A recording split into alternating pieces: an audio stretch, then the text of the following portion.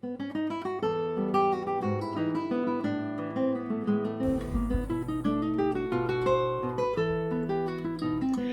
controra di Francesco Russo recita Gennaro Sansone.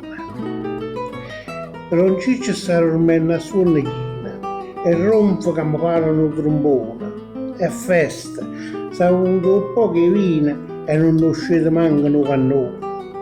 Donna Carmela innanzi alla tavolina, battendo una formella a un gattone, pure sta chiuso l'occhio per cucina, te una spallera e l'unica poltrona.